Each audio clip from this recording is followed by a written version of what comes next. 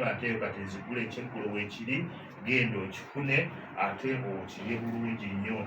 Twagala okwebaza nnyo mu kumaneja Abdu, omukulu Sande n'abalala mwenna abadde babituleetera wano. Tweyanziza nnyo, tweyanzeege.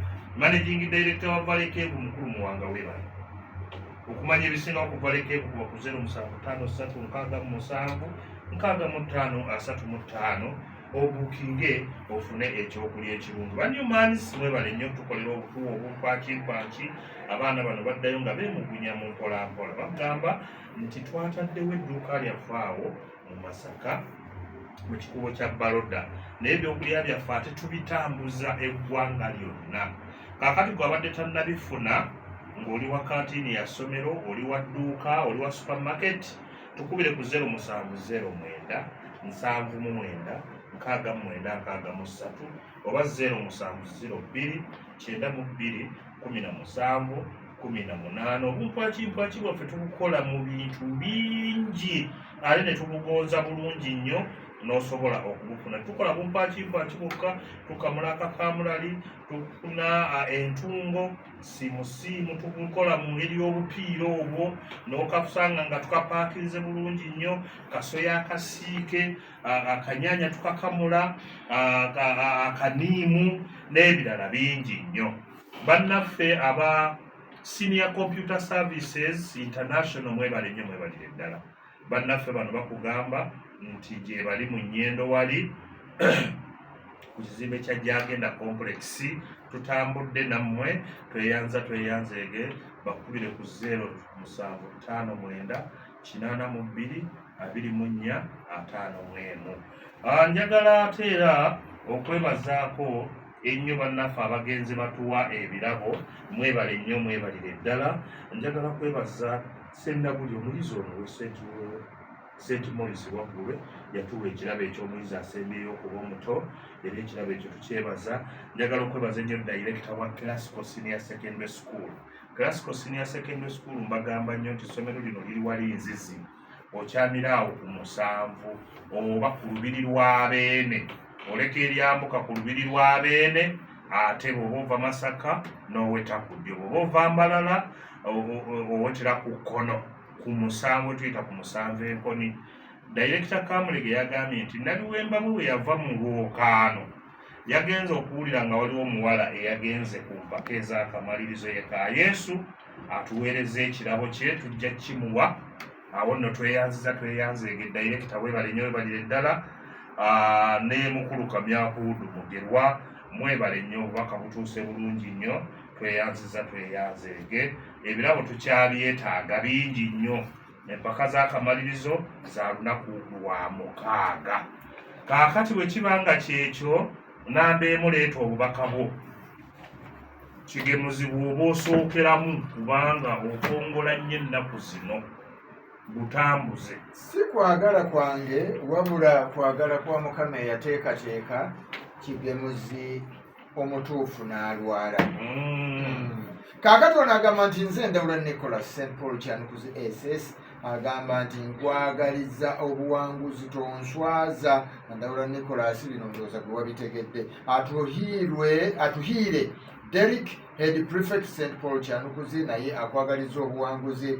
Joyce Immaculate Lwanga St. Paul Kyanukuzi Senior 6 Arts akwagaliza buwanguzi n'agamba nti akwagaliza Mikisa Myerere. Muwonge Edward agaita onswaza n'abalala bonna bagenda bakwagaliza entambula bagitaddemu. Nze taatawo Saawu n'agamba nti akwagaliza obuwanguzi obwereere. Ono agambye Katongole Ian Senior yakuna Prime Minister wa ttiimu Meto tukwagaliza gwe Muwonge Edward obuwanguzi, saako ne Kalungi Latifu ne Nalwanga Stacia S4. Ono agambye nti yenna Lutaaya Enjo mu Katuba bakwagaliza buwanguzi. Senkindu William omwanattu Obi tukwagaliza buwanguzi bwereere. Agambye nti tonswaza Ssebu Professor. Nze Luwaga Alex OB St Paul Kyanukuzi bamuwonge bakwagaliza buwanguzi n'entambula bagitaddemu mpulidde baasa ekitowa. Babirye Flavia Semugabo ne Navubya Viola abasini eyokuna bakwagaliza buwanguzi bagambye berekereza capati z'oku bureeke entambula bagitaddemu. Ono agambye nti ye Angela Chosen senior yakusatu Connie Kose senior yakusatu bagambye nti bakwagaliza buwanguzi gwe kaliba waabwe. Ono yagambye nti mwasiibye mutya nze Fabra MBHS senior eyokuna I wish Katongole James success. My classmate James success. Ono agambye ye Yudaya owa Yudaya Computer Center and Stationery ku Twin Towers wano mu Kisite Masaka. Nenna Kintu Fiona Safina ku Isaac Newton High School. Kateera baagaliza Katongole James obuwanguzi ne bagamba nti munnange beera muvumu. Tweyanzeege awo twambalagana bukanzu obusuuka buwenjuka muko muwonge eno esi yebbaasayo olowooza tetuddiŋŋanya omulundi ogwokuna kankusabire n'ogwokutaano tubeeyo ffenna ekyannamukaka si kyekiikyo muko muwonge mpa ekitiibwa ky'omukulu w'ekika ky'omutima. Ye omutaka Kakeeto omutaka Namugera Kakeeto awo mbadde sikuwoberako mweyanziza ssebo. Kale kiri ekyana mu omusanvu ne bw'otakiteekako tukireke bakuwadde obubonero busatu. Katongole ndiwo bino ebyekika tusooka ne tubiwaawaanya ffenna ne biggwa. Wuliriza bulungi nnyo omutaka w'ekika ky'ekinyomo busatu babukuwadde naawe. Kaakati awo kawo omwapo ako mwenna mukayise. Kati muko omuwonge tugenze wano. Ekinnanga kye ki? Ekinnanga ye lumonde wakaddi oba simba lumonde nga wakaddi.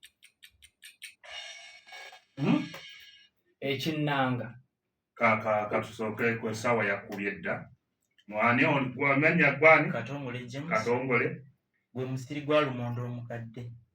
Ekyo kituwadde twagala. So si we baasimba lumonde wakaddiye. Ogamba we baasimba baba baamugjawo ne tuga omusiri gwa lumonde ogukaddiye gwe tuyite ekinnanga. Katongole akabonero Katongole James. Tugeze ku kibuzo ekyokusatu. Ekitundu ekyokuna ku luyimba ekitiibwa kya Buganda mpaako olunyiriri lumu lwokka olusooka. Nze nayimba ntya bakuwa obubonero busatu. mweyanziza ssebo. Tugenze ku kibuzo ekyokuna. Kano kakeeka. Omukeeka ogumanyi? Kano nkayise kakeeka. Akasibwa ku mukeeka omunene ogumaze okulupibwa kayitibwa katya? Ensandaggo ssebo. Busatu. Ekyokutaano. Ebigimusa by'Omuganda biweebwa linnya ki? Bosa. Nteeba ekirala. Wakayima Katongole gy'oli? Nakavundira Katongole kamuwa. Nakavundira bigimusa by'Omuganda. Mukulu tutwaleko mu ngero tulabe ebiriyo.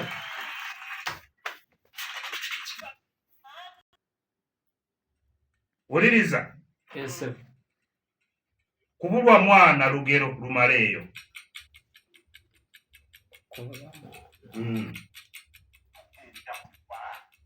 Kubulwa mwana kubulwa kusikira.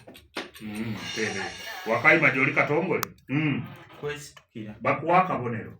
Ekyomusanvu kyajja na mukoka.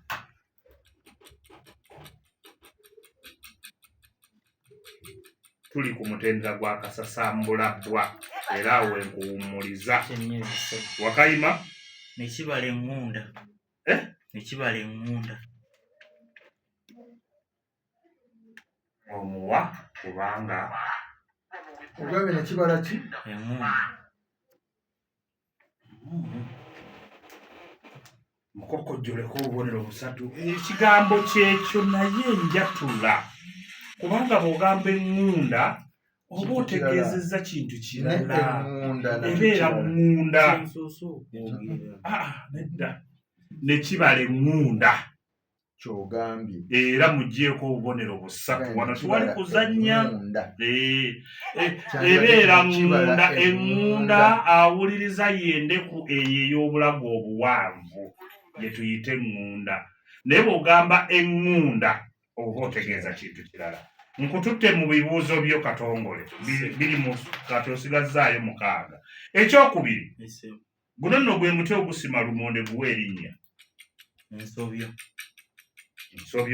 olusobyo bakuwa obubonero busatu ekibuuzo ekyokusatu tuwe akanyiriri kamu kokka ku luyimba ekitiibwa kya Buganda akasooka ku kitundu ekyokutaano Katonda omulungi bakuwa obubonero busatu ekyokuna ettaka eriddugavu ate nga ggimu nnyo liwa erinnya kibuga nkofu bakuwe busatu akatiko kibuuzo kyakutaano akamera ku kitooke nga kaddugalirivu bwe kati bakayita katya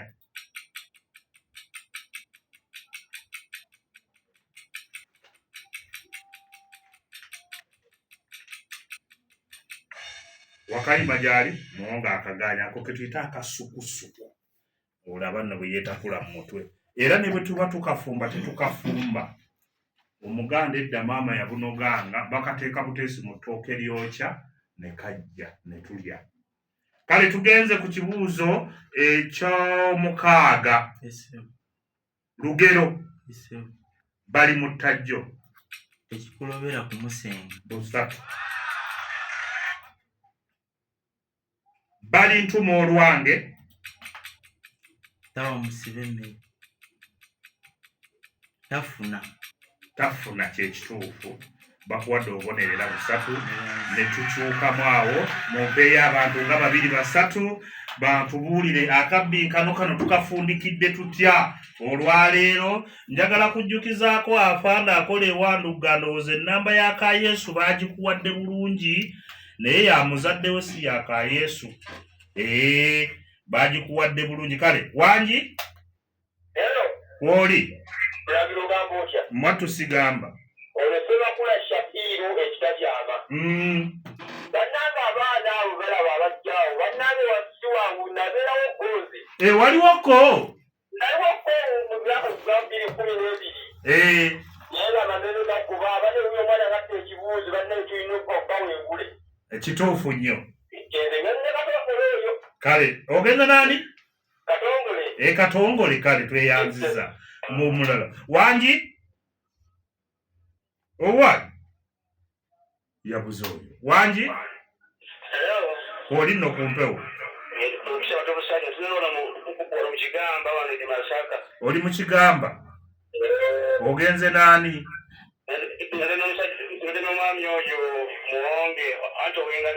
oli kuwangabi munno baaba tusisinkane ekyannamukaaka ku lw'omukaaga alo kwoli mwebale kuwuliriza ani ono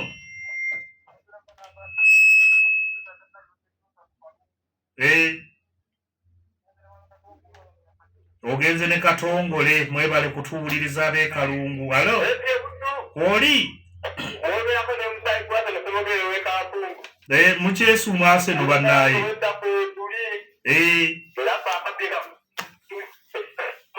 tereera ogenze nani ogenda nani owekyanukuzi gwogenze naye muwonge kale tweyanzege tuweeyo omu alo wangi sebo ab'Elwamaggwa balungi sebo ogenze nani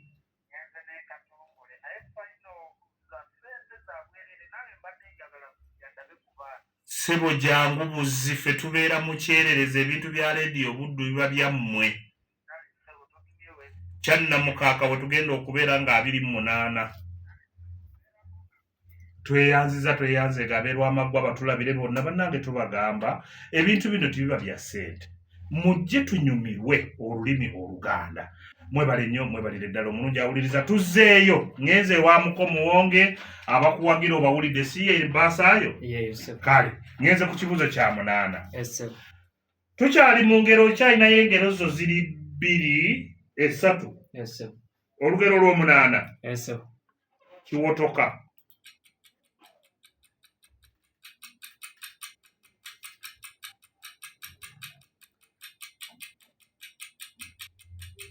kiganye wakayima okitutte tekyala bakuwa akabonero kalamba tugenze ku kibuzo eky'omwenda bakidambya kyekizaala eddenzi busatu babukuwe tugenze ku ky'ekkumi bakusagira okolola nti ak'obugoba k'oyagala bakusagira okolola nti ak'obugoba k'oyagala toba kitereeza mbadde sikuwa ak'obugoba era mbadde nkusala ng'oli obugoba oba otegeeza kagoba so ate kali ak'obugoba kalala kaba kanyama naye bakuwa obubonero busatu oba omaze n'okitereeza mu budde bwo tugenze ku kibuuzo bino eky'11 wuliriza ku leediyo buddu kuno kwoli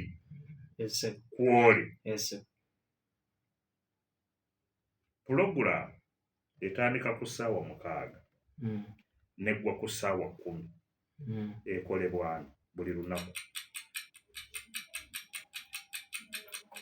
kale dda mix program the mix ekolebwa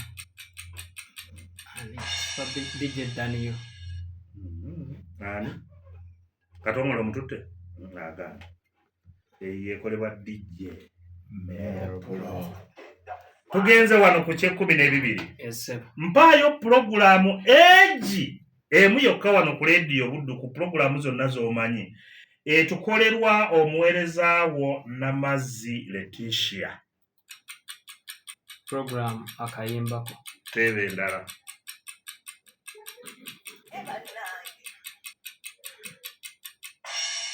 katongole mututte agambe Namazzi ndeka nonno Namazzi talina pulogulaamu gy'akola ku mpewo wano ono general manager wa wali omuwuliddeyo nti nze Namazzi Letitia nziguse n'enteekateeka eno wa teriiyo kubanga ye general manager kale katugende ku kibuuzo kino 13 wuliriza waliwo pulogulaamu wano eyitibwa ebirwawo byerabirwa ani agiweereza yali eweerezebwa Haji Hassan Magambo ngambye sigambye nti yali eweerezebwa ngambye ani agiweereza Haji Omar Sekasamba wamma Katongole mumanyi oyo yenze kamwa koogera lwakuba ennaku zino yawummulamu olwa munnange okubanga Omukama yamukoowoola gwe nagikolanga naye Ssaalongo John Jones yakuze eky'14 Kisoko okukola nga toyitamu kisoko kitegeeza ki kubeera nga buli kyokola tokifunamu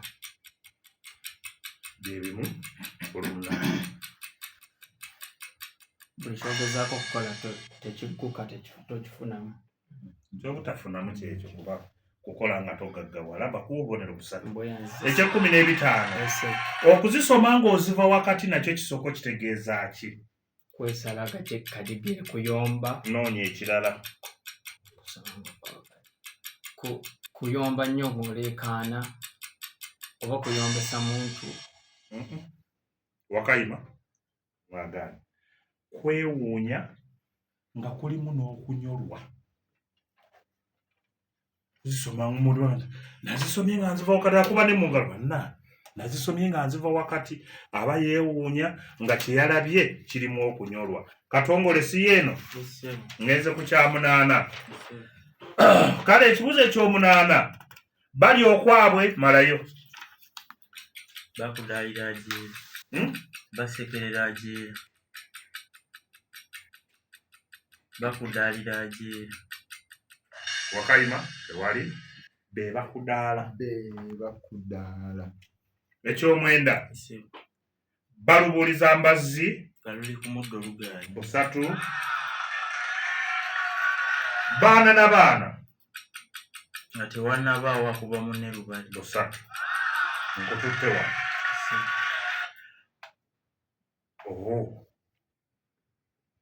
mpaayo abantu 3 abatukolera pulogulaamu weekly press review.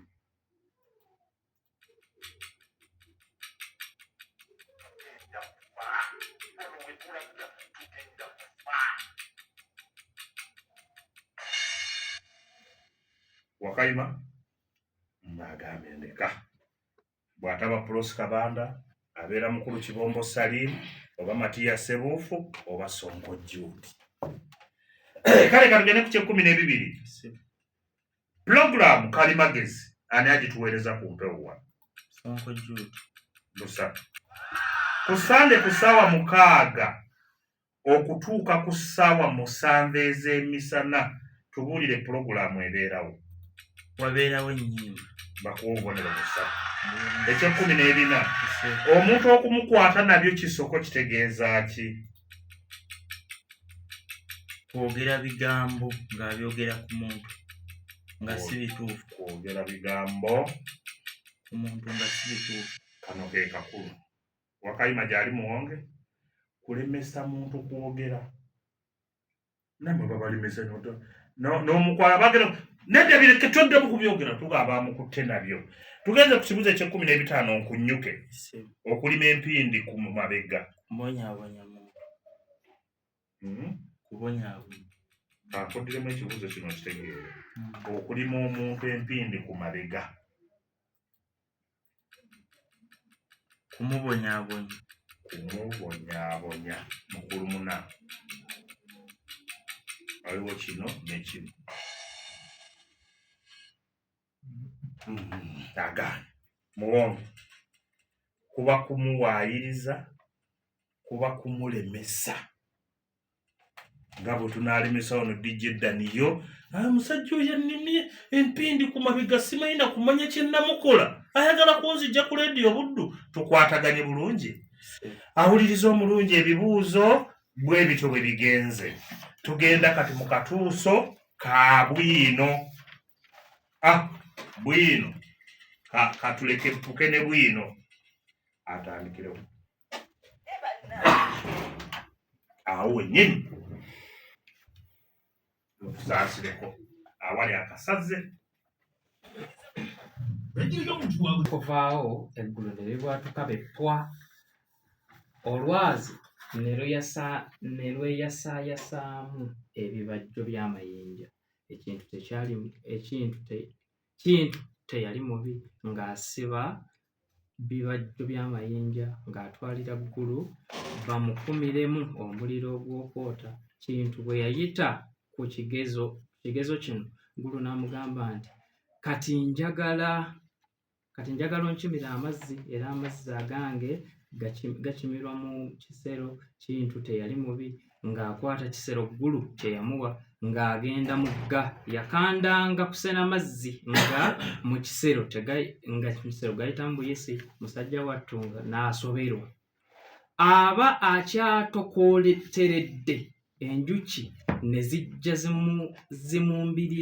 zibumbirira envumbo mu butuli obwali mu kisero kyonna. Enjuki bwe zaagenda nga Kintu asenera amazzi mu kisero ng'agatwalira ggulu ko ggulu nti Kintu oli musajja kati ŋŋenda okukuwa ekigezo ekisembayo. Njagala osomoke ennyanja eyo otuuke emitala ondeetereyo ebintu byange naye nga tebitobye ko Kintu nti kale mukama wange.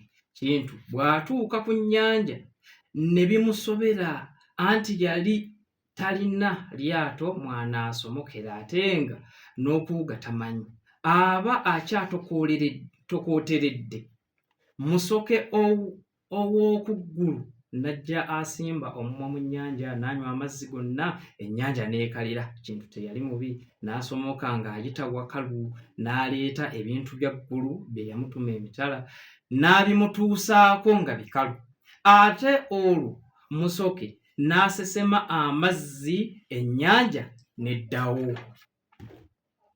Kintu bwe yayita ku kigezo kino, Gulu n'amukkiriza okuwasa muwala we Nambi, naye Gulu bombi yabakuutira nti bwe baliba bagenda ku nsi tebabuulirangako ku Walumbe, si kulwa ng'abagoberera, n'agenda aboonoonera eddembe lyabwe ku nsi, nti era bwe babanga bamaze okuva mu maka ge.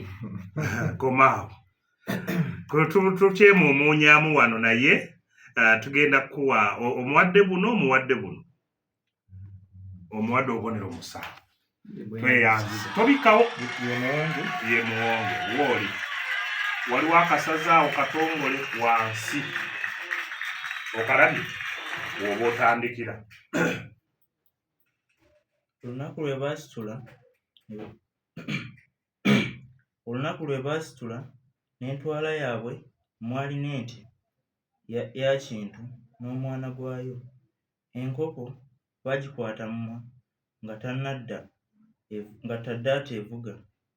Baba batambuddeko akatemerero kawanvu n'akagga okuva mu maka ga Gulu nga n'obudde butandise okutunula. Nambi n'ajjukira nti yali teyabiddeyo obulo bwe nkoko ze. Bwe yava agamba Kintu nti obulo bw'enkoko zange yali abwerabidde mu maka ga taata waabwe Gulu, nti era ayagala kuddayo abukime. Ko Kintu nti toddayo mabega, Gulu yatukuutidde obutaddayo ne bwe tubanga tulina ekintu kye twerabidde, si kulwa nga tusisinkana mwannyoko Walumbe n'atwesibako. Nambi yadda mu maziga akaaba nti enkoko zange zijja kufa enjala, kuba ku nsi tekuli bulo. Kintu yalaba Nambi akaaba amaziga agajjulujjulu, ko ye nti kale genda, naye oyanguwayo era weegendereze Walumbe n'atakulaba. Nambi yali mubi ng'addayo waggulu kukima bulo bwa nkoko ze. Aba amaze okubulaba era ng'agenda kugwa mu ddene agende asisinkane Kintu, we yamulekera nga Walumbe ono naye agobye bumale. Ko Walumbe nti Nambi, obadde ogenda ku nsi nga tontutte, ng'obudde ng'obadde omaze. Walumbe nga yeesiba ku Nambi ddala. Nambi ye akanda kugamba olw'ekisa kye tulina olwaleero akatabo kaffe katuweereze mukulu Jesse bakuwa obubonero buna, naye bulina ow'okumukulu Katongole abadde si mukuumuufu bulungi. Tweyanza nnyo, tweyanze gwe omulungi awuliriza. Bwetyo bwe tugenda okufundikira akabbinkano kaffe ak'olulimi Oluganda wano mu studio, naye njagala kutegeeza nti twagala okwebaza ennyo bannaffe bano abagenzi batuwa ku bintu. Naddala mukulu Kamulegeya, Director Classical Senior Secondary School, yatugambye nti ye bwe yalaba Nabiwemba ng'avuddemu, bambi n'ayagaliza omuwala ono ka Yesu eyayiseemu yekka bw'ati mu balenzi. Olwaleero tulina balenzi ate twagalako omu, n'amuweereza ekirabo. Tweyanza Classical mbagamba liri awo mu Nkoni, okyanzizi naye ng'okyamira Nkoni awo ku kkubo erigenda ewa Baffe Ssaabasajja Kabaka ku lubiri olw'engulwawo, ekyengulwawo kati gwate nodda ekyemmanga n'ogenda mu maaso awo katono. Omuzindalo ogwo Katongole togusindika kubanga nkyagukwagalako nnyo nno ddala. Kale Muwonge, tumirayo abantu. Ntumira buli muntu abadde ng'awuliriza Radio Buddu nga obuwagizi bwo bwonna bubadde ku Muwonge Edward. Njagala okutumira muganda wange Ndawula Nicholas, muganda wange akalira akali wano. Singa tunaabiwulira kirungi wayitawo dda, tunaaba tugoberegana ffenna ku final, tunaagendayo ffenna. Njagala okwebaza mmange Nakanja kwa Bendikita ne kitange Kanwagi Richard abampadde entambula. Njagala okwebaza buli musomesa akoze kyakoze okulaba nga mbeera wano. Abasomesa bange b'olulimi Oluganda, Mr. Kalanda Alex, Madam Irene ne Mr. Kasirye Ashraf. Njagala kwebaza HM omwagalwa olw'obuwagizi bwo bwonna bw'otutaddemu ng'abayizi b'olulimi Oluganda. Mr. Magala Achilles tweyanzeege. Njagala okwebaza ku basomesa abalafuubanya okulaba nga batubeererawo. Master Kakembo Samuel otubeereddewo nnyo.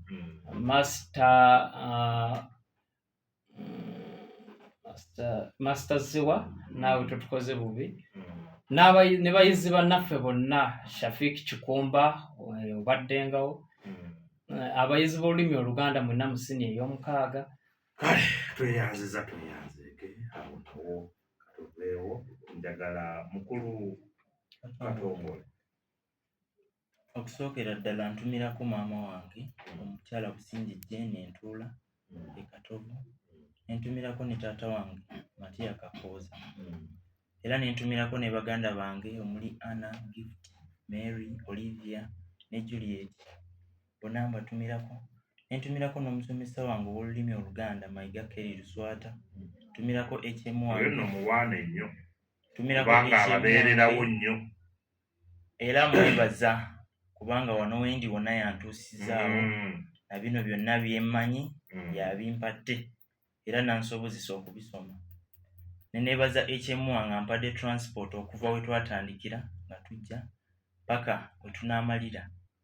Era neneebaza ne ba master abanyambyeko muli Master Raymond anyambyeko okumpanga essimu nga nkubira Muuso nga mubuuza. Nababuuza eryo erinnya lyagala nnyo. Eryo ly'erinnya lye yatugamba erya Muuso ye musomesa. Era ntumirako ne director waffe. Tumirako bayizi bannange omuli Bahati. Tumirako Brenda. Tumirako Derek. Tumirako Hanisha. N'abalala abayizi ba Luganda bonna. N'abawagizi bange bonna gye bali. Kale tweyanzeege. Katongole sooka kansooke muwonge. Muwonge sooka okuwoola abawagizi bo nti banne bwe mba mpiseemu mujje ekyannamukaaga. Njagala okusinziira wano okukoowoola buli muntu abadde ng'owagira Muwonge Edward. Wabula si mwekka na buli muwagizi ng'obadde owagira, kubanga ffe tubadde abayizi babiri, Ndawula Nicholas ne Muwonge Edward. Ndowooza mu byafaayo bya kabbinkano ffe tusobodde okubeera nga tuvudde ku ssomero limu. Kyekyo tukigera ne bwe mba siyiseewo era musombooke mu bungi mujja ate tulabe ng'omwana Ndawula abitukolera. Katongole bw'oba oyiseewo bakoowoole. Nkoowola mwenna abali eyo abawagizi ba Katongole James na mwenna abaagala olulimi Oluganda, abawagizi ba Radio Buddu eno kwe tuli etuwadde omukisa. Era neneebaza ne management ya Radio Buddu okututeerawo pulogulaamu eno. Nenkoowola mwenna abantu gye muli mujje mumpagire bwe naaba mpiseewo. Kale tweyanzeko omulungi awuliriza tukwebaza okubanga otugoberedde bulungi. Twagala nnyo okwebaza bannaffe aba Valley Cave Restaurant. Mwebale nnyo mwebalire ddala olw'okubanga Valley Cave teyosangamu lunaku na lumu. Babadde batuleetera akacaayi akalungi. Muwonge mumufunye omukisa mukanyweredde nno ddala emirundi egiwera. Waliwo abaakanywako bambi omulundi gumu naye mukejavaanye. Era nammwe tubaga nti bwe mubanga muyiseeko mu ttawuni munonye ku Valley Cave bwe muba mulya ekyokulya ate bakugamba nti ekyeggulo kati kiyidde osobola okuyitirawo n'olya ekyeggulo. Tufumba ekyekya tufumba ekyemisana. Ekifo kyaffe kirungi nnyo. Tulinamu ne kiraasi ey'abano batumbuto bajjese we basobola okutuula n'atula ne laputopu ye n'akola byakola. Tubeeyanziza nnyo aba Valley Cave. Maneja Abdul weebale nnyo weebalire ddala. N'omwaka ogujja akabbinkano kano kajja kubaawo ku Radio Buddu. Abali baabalamu bajja kukakola. Kale tweyanzeege bannaffe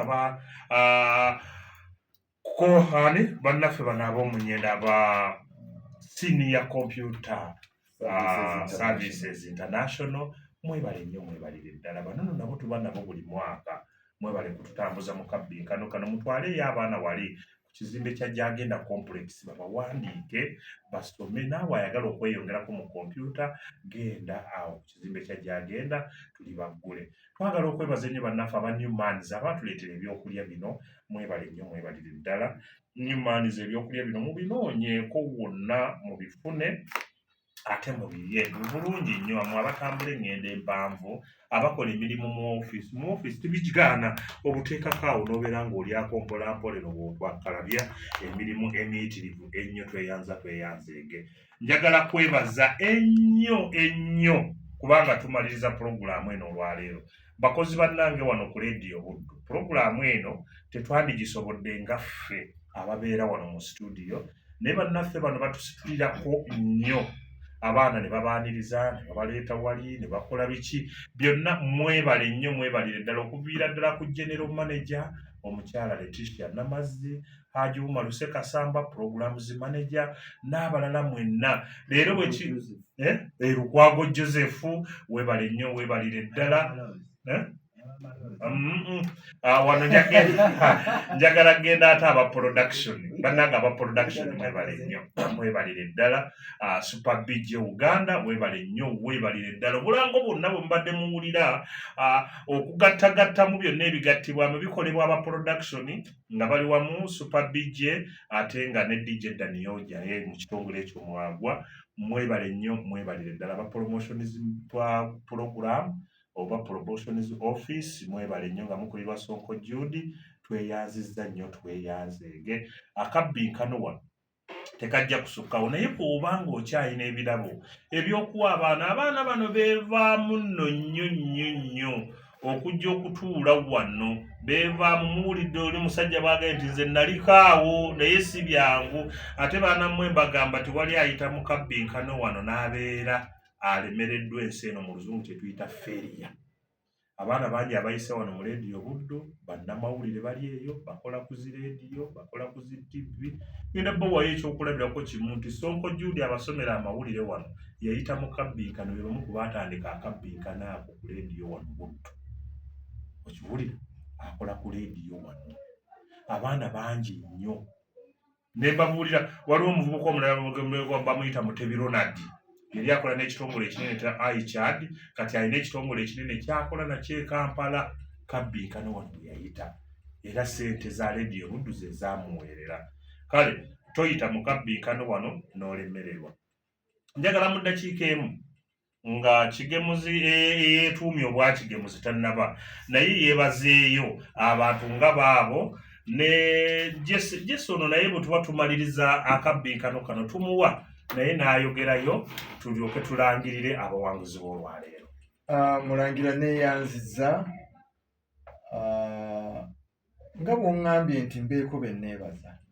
Nze sirema kwebaza abasomesa abateekateeka abaana bano. Omuntu nga musomesa y'amanyi kiki ekiyitibwamu okuteekateeka omwana n'omuteekateeka atuuke ku mutendera ogusobola okumutuuza wano nti ayanukula ebibuuzo. Bana abasomesa baffe mwebale nnyo mwebalire ddala. Abayizi nammwe mbeebaza okuviira ddala we twatandikira. Nze mbagamba nti ekikolwa ekyokubeera nti osobola okugamba nti nja genda nvuganye ekyo kyokka kimala okufuula omuwanguzi.